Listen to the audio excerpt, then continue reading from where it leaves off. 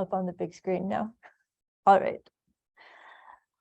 I'm very pleased to welcome Sohel Rahman, the filmmaker of the Ice Cream Sellers. And Sohel, here on Zoom, our audience is made up of a bunch of people affiliated with the Center for South Asian Studies here at UH Manoa. We have Karen, who is one of our South Asia librarians, Saloni, who is our graduate assistant coordinator, Morsaline, who is a scholar specializing in this very topic, the Rohingya refugees and the refugee crisis, and James, who is a member of the community and performing artist.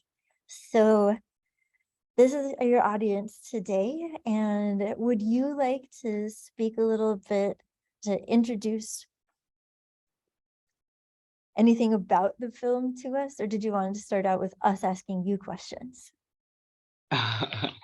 Okay, thank you very much, Anna, and thank you everybody. It's a pleasure, it's an honor for me to share my film with you, and maybe it would be also more convenient for me if you start asking. Like, I would love to hear your feedback first, then I can talk. You can't stop me.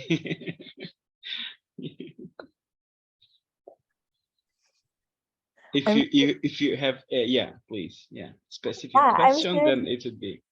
You have a ton to say. So would anyone in this room like to start out with a question? No questions from here. Okay, what about anybody on Zoom? No, it can be also remarks. It can be any impression, what you feel. Like, it doesn't have to be question, you know. So anything we can share. Yes, please. I guess my first question is, could you tell us a little bit about what led you to make this film? Sorry, I lost your. Oh, okay. The question again, is, please. what led you to make this film? What drew you to this particular topic? Okay. So thanks for this. It's a very basic and I think it's very important question, and how I get motivated, or how I started, or why I did this film. When I was familiar with I was aware of this Rohingya crisis for a long time, because it's not just suddenly happening. It was a slow poisoning from 70s, so step by step happening. And before also some refugees came, some people came as a refugee there. So especially when tension escalated in 2016 and 17, when genocide started, like in a big massacre, my hometown Chittagong is not far from the border, like when everybody was escaping from Myanmar. That time my mom was keeping me posted, keeping me updated, like what's happening, what's the things, how can we resolve this problem, what can we do for these people. And I mean, she was at home. At the same time, our friends, relatives, and also neighbor, everybody was extending their hands to help the people who were coming, who were arriving from Myanmar. And whatever they had, they just extended their hands. And at that time, I just felt like, yes, as a filmmaker, I have to do something. Like, what can I do? I can't be silent. There is like one moral obligation came into my mind. And at the same time, there was one picture which really touched my heart. It was a picture where a mother was escaping from Myanmar, carrying her children on her shoulder and on her lap. So it was like kind of heartbreaking image for me, because I just felt like, yeah, my mother doesn't belong to Rohingya people, but What would have happened if she did?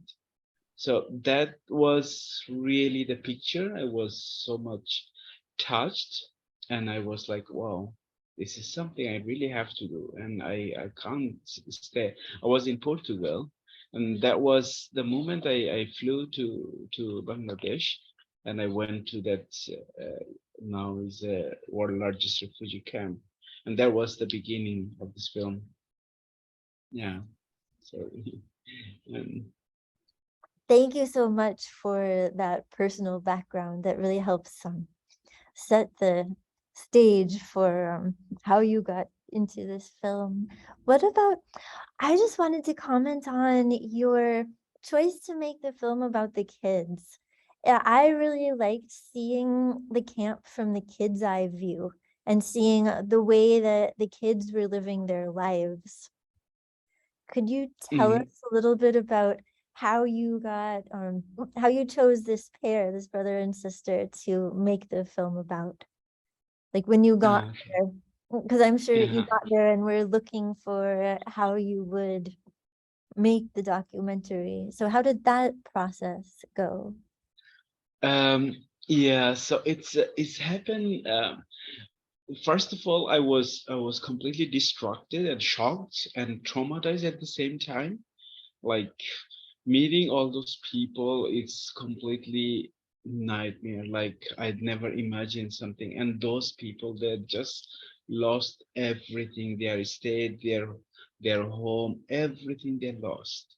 So then it's even hard to talk to them, and I can't even understand at the beginning. Like there are several stories, there are several ways to explore, to make film. And but I didn't want to make a conventional film. Like, there are lots of refugee related films, or these but I didn't want to make something, to show the misery, to show the cries, and to show something like, this okay. And I decided to see what is really a community, a human being, some a group of people, when they lost everything. What is the force among them? What can drive them forward? What's the power? How can we really move forward? And I saw the children, everywhere children. You go into the camp, and I see like here, there, everywhere children, like beautiful flowers on a field. And then I also realized the spirit of the children. When on one hand we see the horror tale of their parents, on the other hand we see the pleasant uh, spirit of those children. Children are children wherever they are. And then I decided, okay, so maybe I can see this genocide from the perspective of children, like post genocide period through the eyes of children. That was one of my idea came. Then I keep looking for, like, really who can be my protagonist, who can lead me, who can be the spine of the film from beginning to the end. And then one day I was is very the camp is very hot and dusty, it's super warm. And I mean warm, not like a beautiful summer weather, but it's another heat which is not enjoyable. Is like you will be sweating all the time. Anyway, at that time, the group of children, this brother and sister, they are selling ice cream. That's not really ice cream. It's like ice lolly. Is and then I was tired and sitting on a corner of the street. And then I approached them. I asked them, "Can I have an ice cream?" So I started. I bought the ice cream. Then we started talking. Like, why are you selling this ice cream? Why these? And then they are very shy, and not very talking. And but slowly unfolding their life. And then they said they have their father is in prison, and they have to sell ice cream. Maybe someday they will get release of their father if they can send some bribe money to the officials in the prison. So that's the basic, like the main story I got it. Then I asked them if I can film them. If I, they said they don't know. And I asked them where is the place, and I talked to their mother. Mother said yes. So I got the permission. Then I started just like, okay, you don't have to do anything for my film. I will just let me just follow you. I will be filming you behind you. Like you don't have to do anything for me. Just be yourself and I will follow you. Just let me give me that permission. So I was lucky to have that access into that life. I was, yeah. So that's how I think I found those children, the sibling and the mother, and all those Rohingya people. Mhm. It's really beautiful and touching, the relationship between the brother and sister and the two little sisters. I think you really did a beautiful job of catching, of Thank you. capturing, demonstrating the human interactions of these children in the camps. Morsaline, I think, had a question. Okay, please. Yeah. Morsaline, go ahead. Yeah, sure, Anna. Thanks. Thank you so much. I'm sorry for my husky voice. Where I'm living right now, it's very early in the morning, so I have to whisper a little bit. Perhaps. I hope you can hear. We can hear. Um, oh, Yeah, thank you. it's a beautiful voice, not it's husky. Thank you. I can't So, see here anyway. Yeah, please. yeah, I cannot. Sorry, I have Oh, my it's 5 months fine. old with me, so I cannot, turn on the video. All So, right. so here's the thing. Thank you so much for making the video. I can so much relate to the movie and the story of the Rohingyas. I also have been visited the camp many times and came across the same story that you also showed in your movie. It's very heart-wrenching, very moving for me as well, and reminding me my experiences in the camp. So I just actually have a few questions. One I want to start with is, um, so when you came across such a family who need help in many different way, and not just money, but also they were collecting money and saving money because they want to bribe um, uh, someone in prison, and they want to get released their father. So, so how do you, like, it's a dilemma, how to help them. Like, you want to help them from your position, not just by sharing their story and bringing their story to the world, but also I feel the urge that um, if I wish I can help them with money or with anything else or with anything in kind. Like, in my research, I wanted to offer money to many refugees, but there was a strong, um, um, I mean, the government of Bangladesh has a strong rule about not giving money and not giving any monetary benefit to any Rohingyas. So I was thinking, like, if you came across that situation, and how did you deal with that? Okay, thank you very much, Marceline. It's a wonderful question, and I also I'm happy to know that you've been to the camp and also kind of worries about the film. You can relate with the film, which is really nice. Um, to answer the question is. First of all, I normally when I try to make a film, I don't really pay my character, especially when it's a creative documentary film, because it's if we pay them, somehow it fabricated the story and we lose the essence of authenticity of the like they might work for the camera.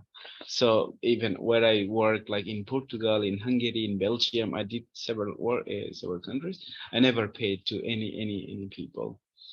This is like a basic general rule for my film. What I follow, or most of our.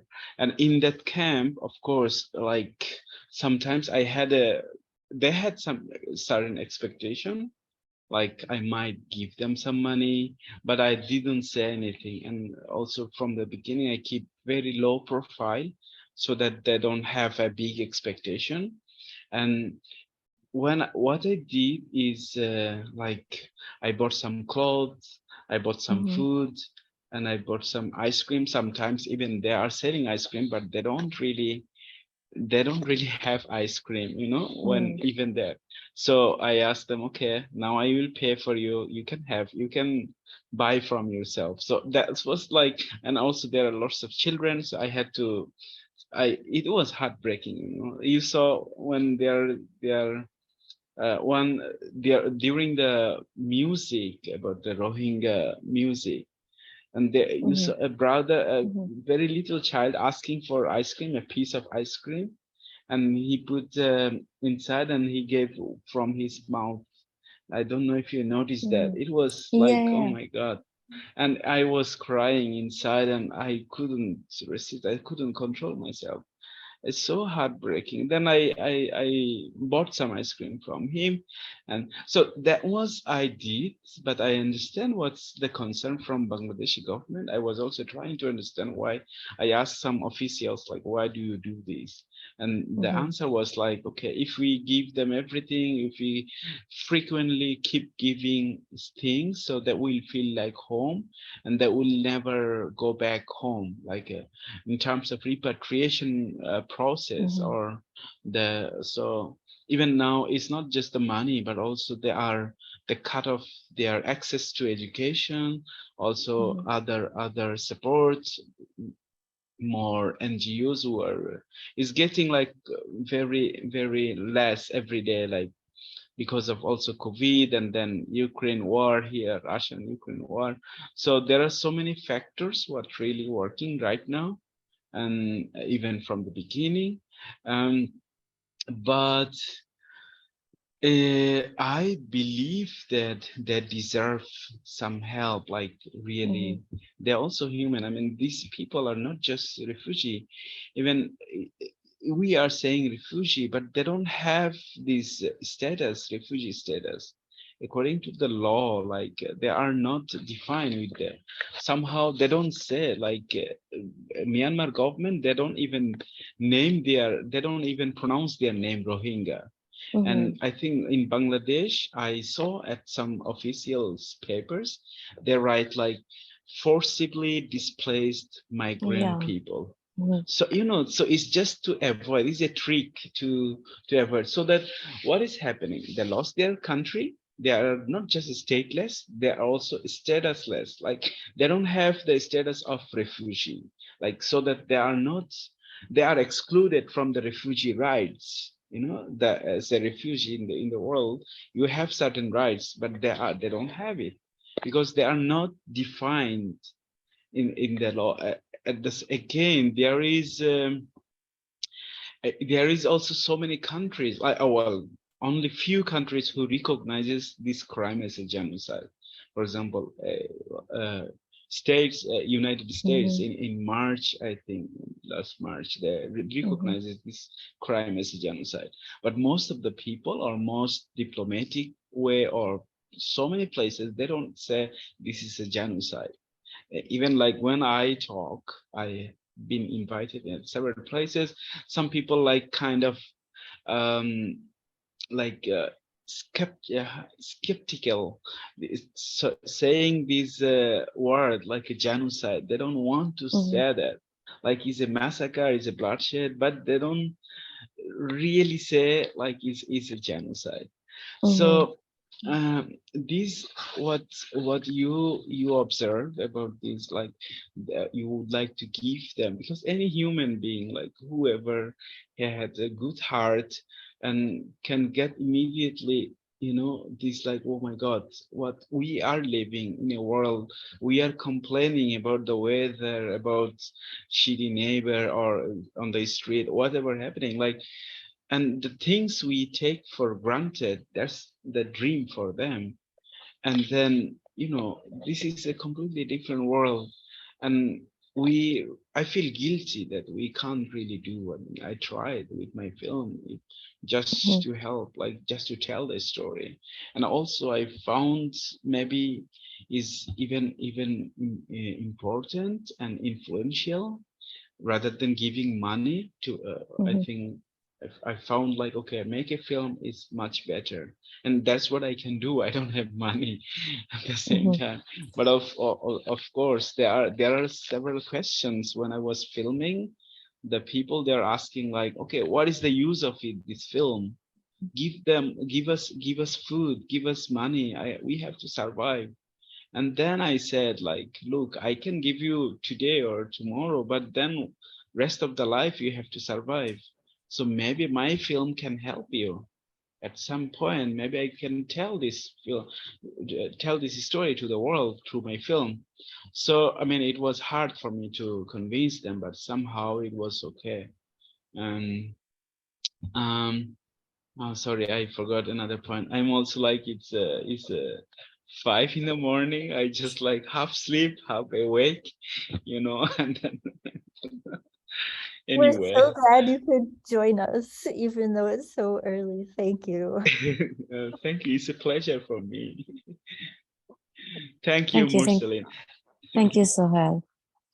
Yeah, my experience was also similar, like people asking about my research, especially Rohingyas were doubting like how it can help them. And uh, like it's not just giving them any monetary benefit, but it's the urge. Like they were asking me about their identity card because I had a few questions about the biometric registration process and the bureaucratic process that they face every day in the camp. And they were asking me to help them. But there is very little that I could do as a even as a Bangladeshi citizen and as a researcher. I mean, I don't have any such bureaucratic power to help them. But it's the urge as a researcher, as a human being, that how do you deal with like the research, um, uh, like being neutral as a researcher, but also wanting to help them. And like you take a part, you take like you somewhere you get partial, like somewhere you get like you understand the notion, somewhere you're taking a side. So it's very difficult to maintain that um, neutrality, maintain that positionality. So yeah, I just wanted to hear your um, thoughts on that. Thank you so much. Thank you. This what you were saying is a very important question, like the topic as well. I think I'm going to talk about this in Hungary, in Budapest, in maybe in February, because this ethical question during the conflict area, because we are human, we can't really avoid some certain things what comes up in front of our eyes when we're working, like for example, the mother. I put one scene here, but I had several uh, very difficult to digest, to take, like to accept this, like mother who were really crying and with full of tears. And so in that case, I felt like, first of all, I felt like stopping my camera and giving her a hug. And then you cannot really give a hug to a woman in that corner of the world. It's different, they have a different culture. You cannot just whatever happened. And then I was you are from Bangladesh, Morsaline? Yeah, I'm also from Bangladesh. I live in Dhaka. Okay, so cool. So From you northern understand. area. My home district is I definitely understand. Okay, so then I was telling her what I can say is a traditional way of saying, like, okay, your son is in the heaven. Doesn't matter if I believe in heaven or hell, is but I had to say it because that's the way.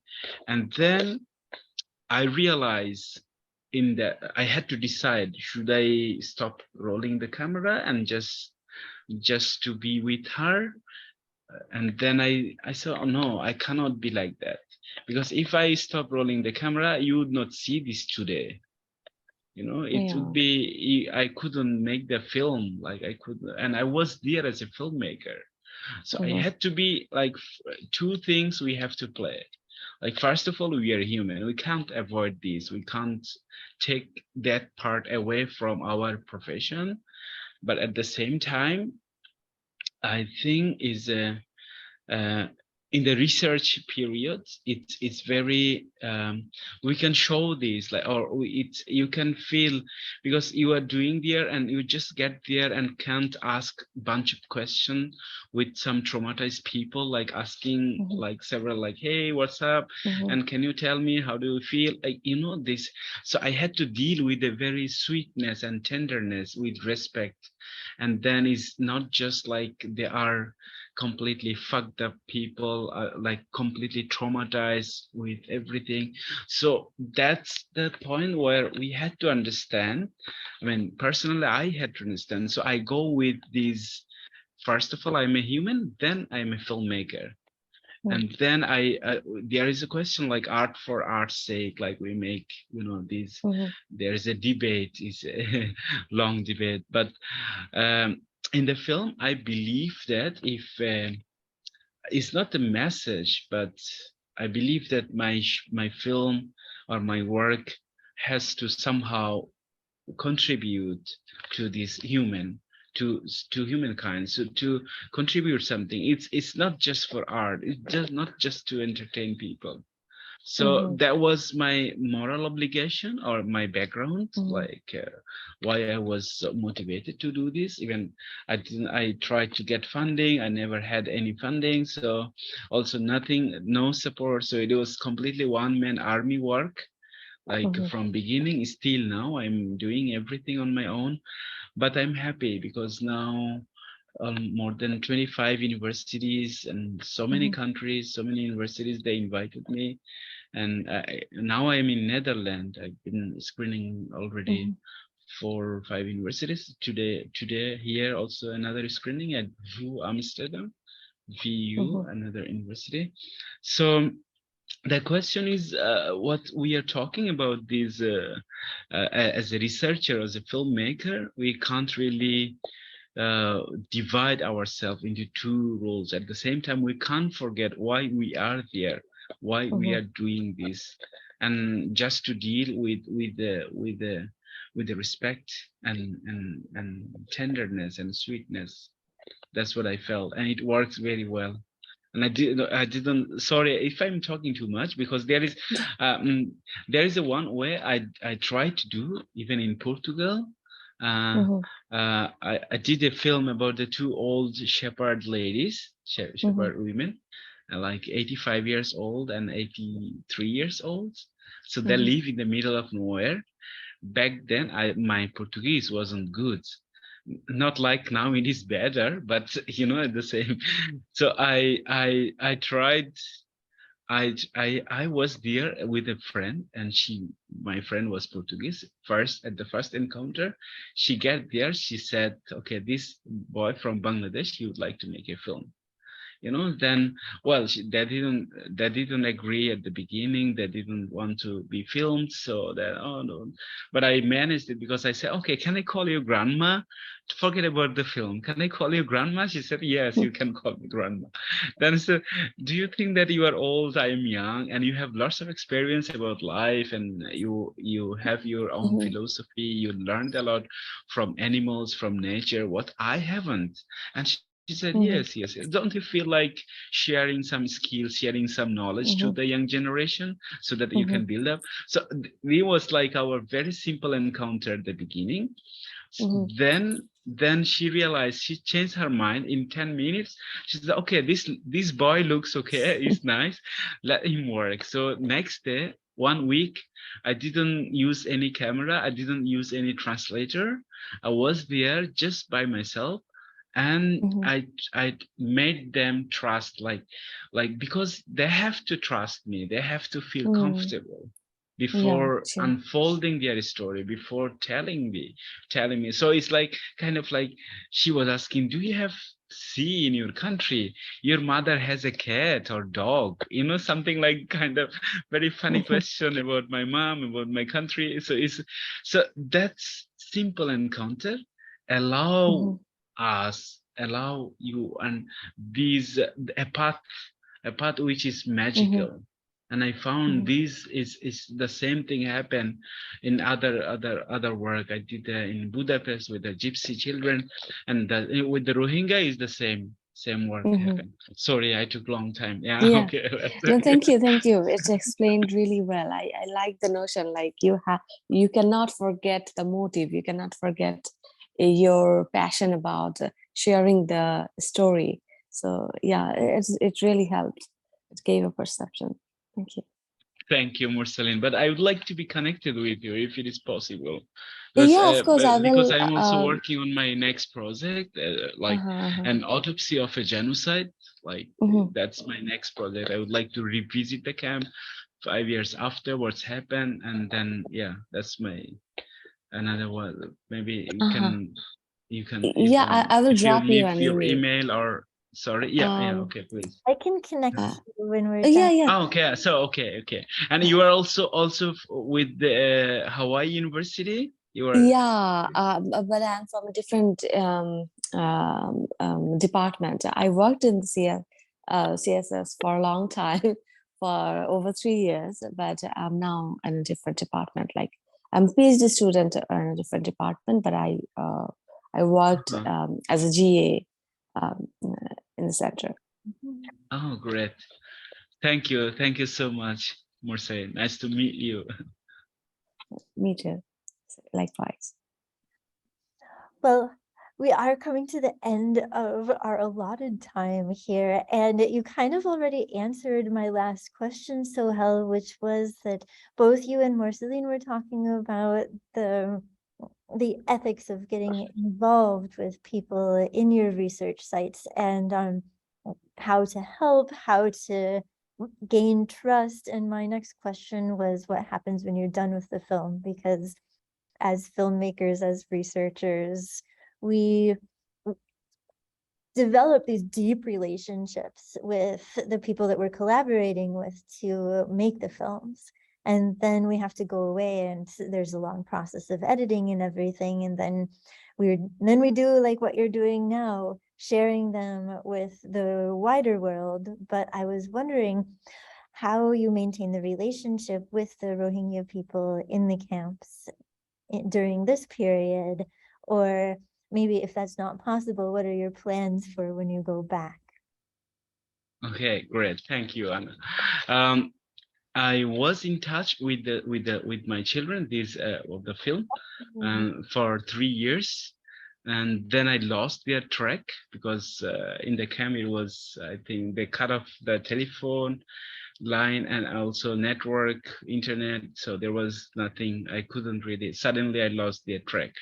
And then but I was trying to keep me updated with the situation what's happening, like with newspaper, and also I have some friends who are working from the Bangladesh government officials in the camp.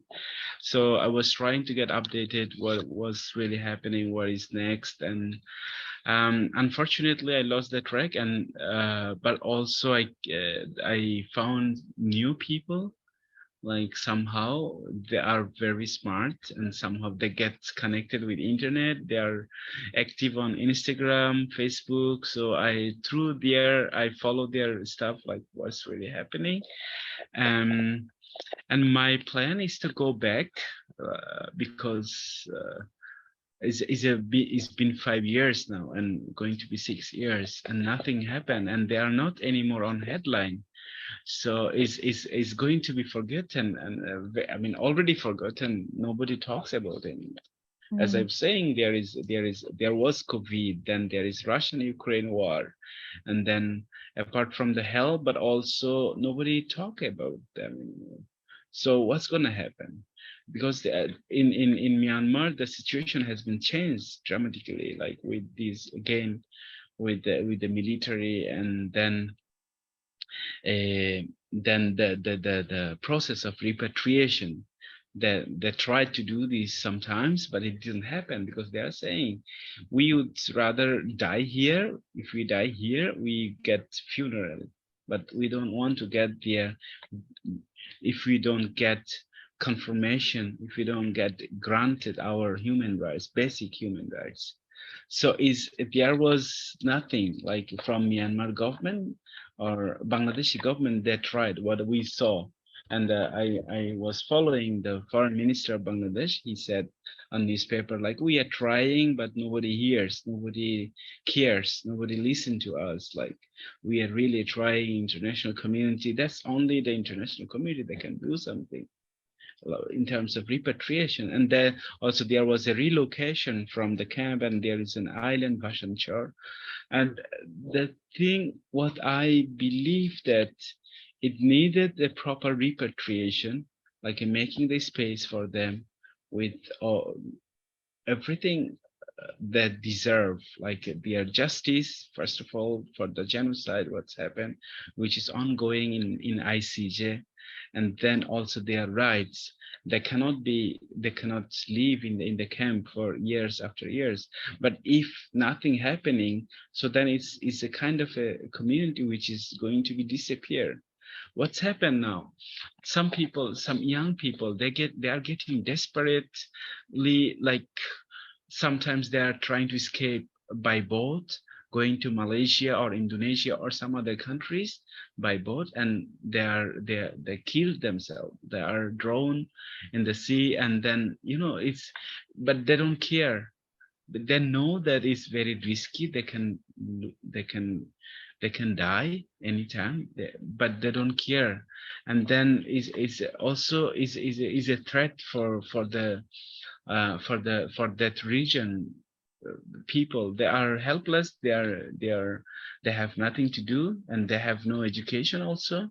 So at some point they will be used or misused or abused by the powerful people, like the criminals, or another who would like to use the drugs business or women for sex business. So this is a threat, is a big threat for this community. And as they are helpless, as they don't have money, as they are, like, they can do anything at some point. So I think I believe that we should, all of us, we should really talk about it. And thank you so much, Anna, for this for this privilege that you invited at the film at your university. So this is very, very important for this Rohingya people. At least some people are talking. So sometime at some point, maybe they will reach some decision makers that can do something. So what my relationship with with this community, I'm still trying virtually as I'm away from home, but I am in few months I will go back. I hope then I will start my the next project, an autopsy of a genocide. Thank you so much for sharing this film with us and for sharing so much about your experience. And it was really, really moving. And we look forward to your next film and everything that comes out of it, as well as maybe watching along with you as you share bits of your process, if that is even something that you do, something that's possible. Because I'm sure Morsaline and I and everyone who takes a deep interest in this subject would love to see how your next project progresses and learn as much as we can through what you are able to help the Rohingya share. Thank you, Anna. It's so lovely to hear from you, your kind words and all this support. I really appreciate it. It means a lot to me. Thank you. Thank you very much. And thank you so much to all of the members of our audience who joined us here on Zoom. And we hope you have a wonderful night. Day for me. Yes, as the dawn must just be breaking over there. Is it light? Yeah, it's yeah, almost getting the idea. Almost right. Yeah, Okay. almost, yeah. Yeah. So it's Friday, right? Where you are? Yeah, it's a Friday now. Yeah, it's Yeah. Friday. All of us I here, have. it's the end of our Mhm. Thursday. And Morsaline, I don't know where you are, but maybe it's Friday over there. Yeah. Thank you all. Thank you so much. Have a beautiful weekend. And I will keep you updated. I hope that maybe my next project also I can bring to your university or even more. So we Yes. keep in touch. Yeah. Yes, we will. Thank you. Thank All right. you. Thank you So so much, bye. Anna. Buddy. Yeah, Thank thank you. you. Bye. Bye, everyone. Bye. Bye. Bye.